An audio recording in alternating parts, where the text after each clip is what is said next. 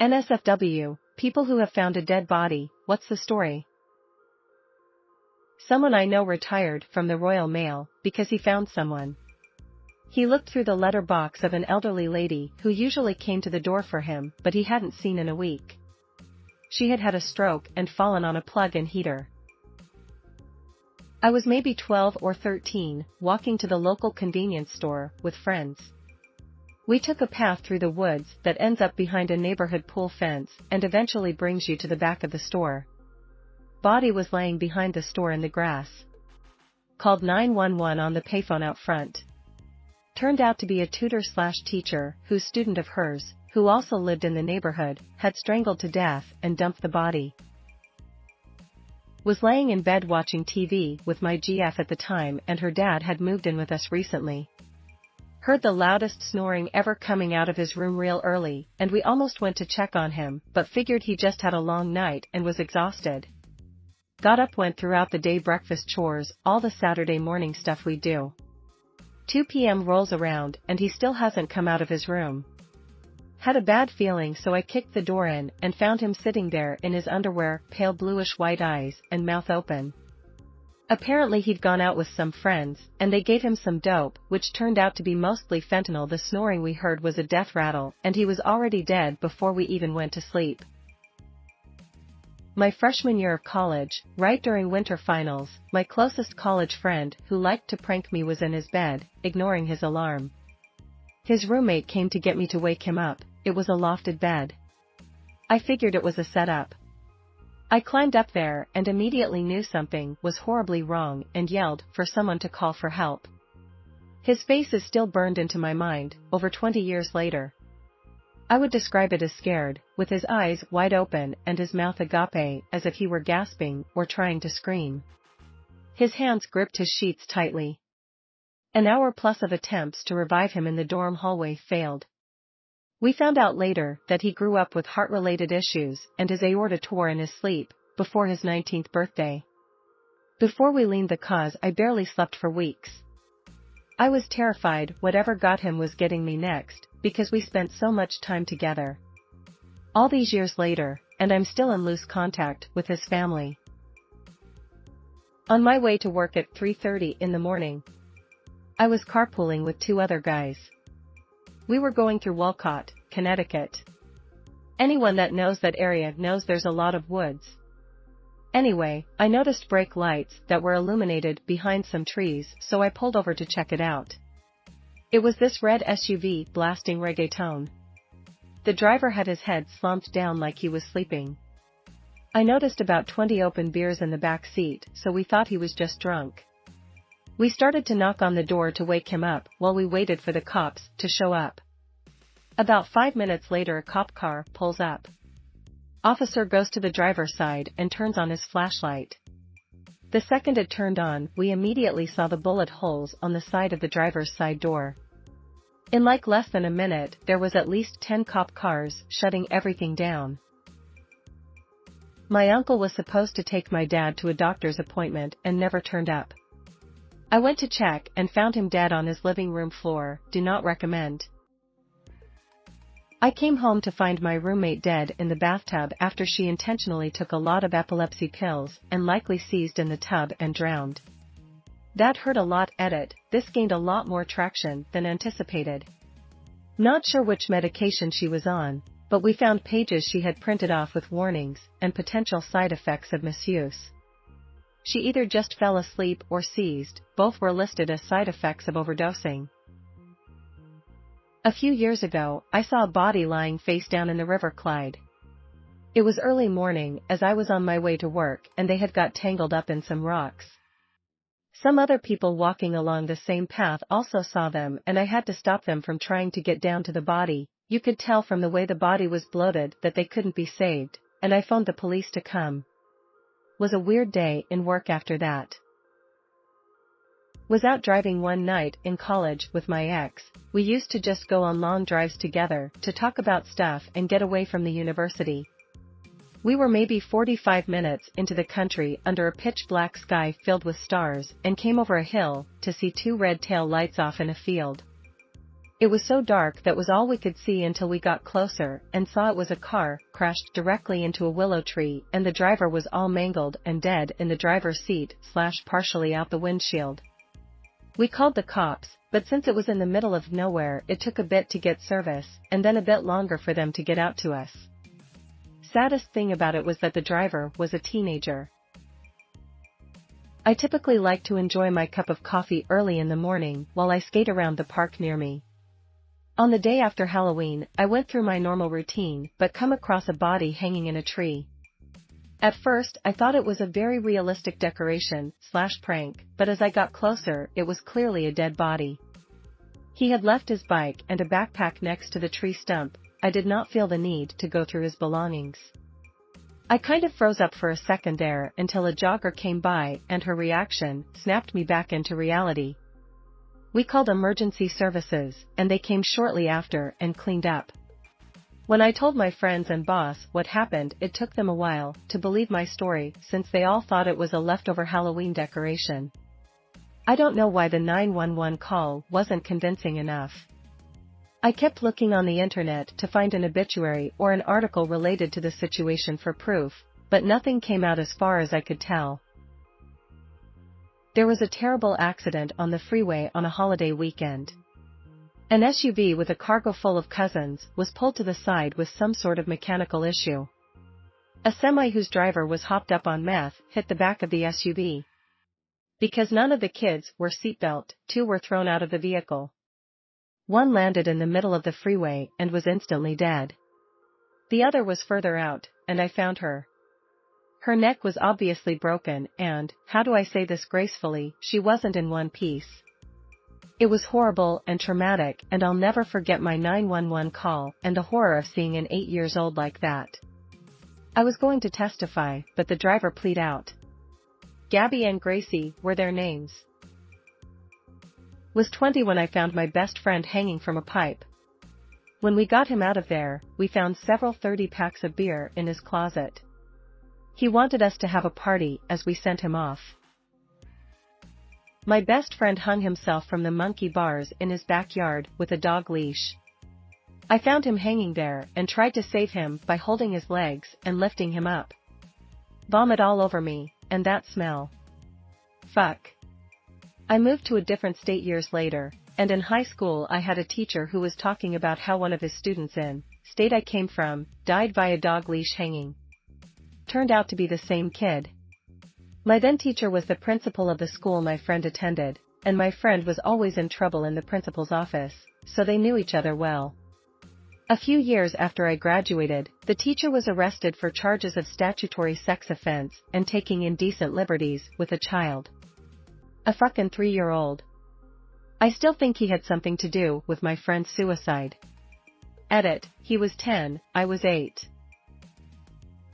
16, found my friend's body. She committed suicide. The discovery still haunts me, and I miss her dearly. Depending on the person depends on how they handle it, and I wasn't mentally healthy at the time, so it did a number on me. I'm 29 now, and got into therapy last year, so it's better late than never. I was on a bus in India. The bus stopped and I looked out the window. This old man was lying on the top of this stone wall and his eyes were open. A fly landed on it and he didn't blink. There were lots of other people also sitting on the same wall, not far away. They didn't seem to care. The bus rolled on. I grew up in the lawless 90s in a post-Soviet country. When I was 10, some Jayas robbed a money exchange place. This place belonged to the mafia. They hunted the robbers down and shot the car with the robbers in front of our house. I was playing outside. My parents decided to move to Germany shortly after. I was an intern and was looking for aquatic snails off a busy road. There was a path that led from the road down to a river. I had just arrived and was getting my bearings and noticed something against a trunk of a tree. I walked over and realized it was a man who had hung himself. He was in an almost sitting position. He was wearing light blue pants and a gray t-shirt. His skin was the color of the bark, so he blended in really well. In college, a good friend of mine/roommate had cancer. She spent a majority of time working in her room with the door shut. I went to check in on her after she told me she wasn't feeling well during the weekend. When there was no answer knocking on the door, I barred get in to see her in bed. Upon seeing her, I already knew. Blood settled in her shoulders, but confirmed it when her skin felt like ice. Her aunt later told me her doctor gave the prognosis that she had less than 5 years to live. She never even told her closest friends about it. When I was 12, my dad and I were driving down a logging road to a lake to go fishing. I looked out my window and saw what I thought was someone laying in the ditch. It took some convincing, but my dad turned around and we went back. He pulled over and we got out to check it out. There was a man laying in the ditch unresponsive and wasn't breathing. We flagged down another vehicle and sent them back to the highway so they can get to a house and call the police. Turned out, the guy was from a group of people that were camping. He had got drunk and wandered off. They determined he passed out in the ditch and had vomited in his sleep and choked on it. I was living with my invalid uncle to help him with things he could do, driving, grocery shopping, etc. He'd been in and out of the hospital and was trending downward. It was a Monday. I was getting ready to go to work and he was more out of breath than normal and speaking more weakly than normal. I asked if he was going to be okay and if I should stay home. He said he'd be okay and a nurse was going to come by later on, so I went to work. 10 hours later, I came home and he was on the floor of his room, cold and stiff. Obligatory Reddit, not me but my brother worked as a garbage truck driver in a fairly remote mountain town for about 10 years. He was the one that discovered 3 separate dead bodies of elderly customers. The reason being not that he's shady, this wasn't a Dexter episode, okay, but because he's such a chatterbox and would make it a point to go out of his way to chat with elderly customers. He was much more aware of patterns and could tell when something wasn't right. 2 of them were discovered fairly quickly through my brother peeping through a front window and seeing them slumped in a chair or on the floor. One he could detect by smell as well as the person's cat howling in the locked garage, and authorities went in and discovered the remains. He got Christmas gifts for years afterwards from one of the customer's adult children as a sort of thank you for watching over their parent in that way. Was a dog walker. Picked this girl's dog up 5 days a week and had gotten to know her a bit. One day she asks me to watch her dog for a couple months. It seemed sketchy. It wasn't long after that I opened the door to her place, and there she was, hanging. Fucking sucked. I would frequently carry her dog around singing Landslide by Fleetwood Mac and silently crying in the next few months. Thankfully a coworker of mine kept the doggo for a few months. That coworker also ended up dying of an OD. I had a really hard time with anxiety and jump scares for quite a while after. I'm 90% sure she hung herself with a slip lead she got from me, so using those daily only reinforced the trauma. Old lady lived next door, my family was friends with. Her daughter called one day because she hadn't heard from her mother, asked me to go check. I checked, the lady was dead in her chair with the TV on. Not my story, but too good not to share. I'm a criminal defense investigator, and one of my colleagues was telling me about how they discovered the victim in a murder case he was on. Back in the 90s, some folks had a dispute over an illegal pot grow. One of them ends up dead, so the other 2 dump his body way out in the woods somewhere and go their separate ways. Fast forward to a few years ago, and the local sheriff's department is taking a group of police explorers, high school kids who are interested in going into law enforcement, out to the woods to teach them how to comb a crime scene. They grid out an area and have the kids go over it like they're looking for evidence. After a bit, one of the kids goes up to a deputy and says, "We found the fake skeleton you hid." "What fake skeleton?" Didn't find it myself, but as a child I saw 2 cops pulling a dead homeless guy out of a manhole. Don't know any other details though, I was walking to the bus station when I saw it. Edit, Grammar, plus the reply about toxic gases accumulating in the manhole. It's likely what happened to the poor guy, as it was in winter and he might have tried to seek a warmer place. I was sleeping next to my daughter and I woke up and she was gone. Very disturbing. There was vomit everywhere. Didn't find a dead body, but my best friend was shot and died in front of me on his birthday.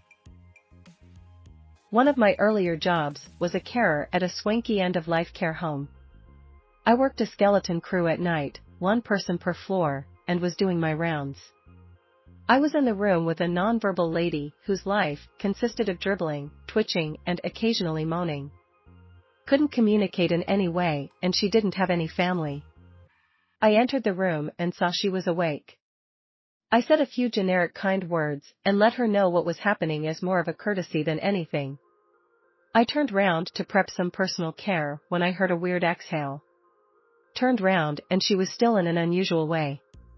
I wandered over and it took a second to register. Called the nurse, who arrived 2 minutes later, and yep, they had died. I began prepping the body for collection as the family was notified, and that was that. Found a few others dead over the months I was there, but that was the only one I was ever in the room with. My professor in college found one when he was in college. He was walking under a bridge and saw a garbage bag full of stuff and kicked it. When the smell hit him, he opened the bag and there was a woman inside. She has been raped and murdered. My professor carried a lot of guilt since then because she had been violated until her death and then even after death by him. He needed therapy and was a dick, but poor woman to be brutalized like that.